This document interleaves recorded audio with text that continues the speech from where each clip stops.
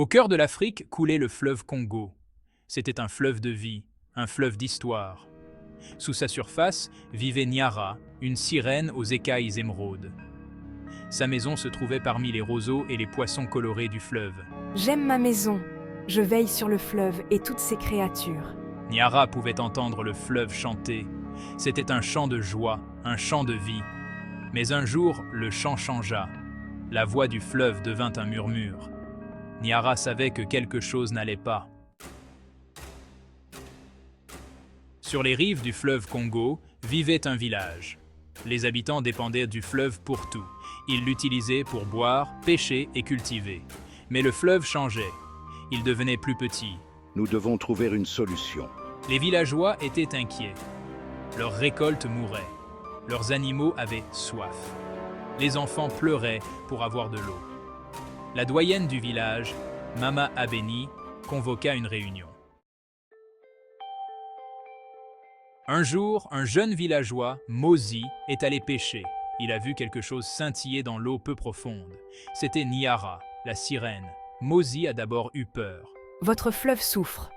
Vous avez oublié comment écouter ses besoins. Mozi écouta attentivement. Il savait qu'il devait parler de Nyara à son village. Nous devons écouter le fleuve et comprendre ce dont il a besoin. Section 4. Les murmures de l'ancien. Nyara conduisit les villageois jusqu'à l'arbre le plus vieux de la forêt. Il se tenait droit et fort sur la berge du fleuve. Cet arbre se souvient, dit Nyara. Écoutez sa sagesse. Mama Abeni toucha l'écorce rugueuse de l'arbre. Elle ferma les yeux et écouta. L'arbre murmura des histoires d'équilibre. N'oubliez pas de vous abonner pour plus d'histoires inspirantes. Il parla de respecter le fleuve et de ne prendre que ce qui était nécessaire. Les villageois comprirent. Section 5. Guérir la terre, se guérir soi-même. Les villageois, guidés par Nyara, commencèrent à changer leurs habitudes. Ils plantèrent des arbres au bord du fleuve pour le protéger. Ils construisirent des systèmes pour utiliser l'eau avec sagesse. Ils apprirent à pêcher de manière durable en ne prélevant que ce dont ils avaient besoin.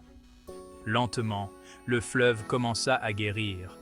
L'eau coulait un peu plus vite. Les poissons revinrent. Les récoltes recommencèrent à pousser. Les villageois célébrèrent leur succès.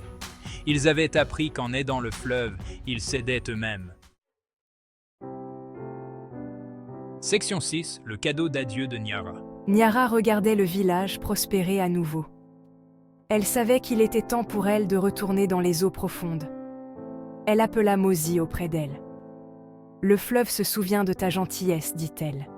Il te nourrira toujours si tu continues à le respecter. » Nyara donna à Mozi un coquillage scintillant. « Garde ceci en souvenir, dit-elle.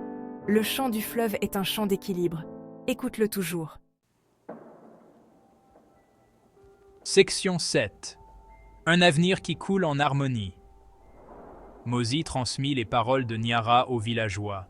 Ils promirent de toujours se souvenir de la leçon.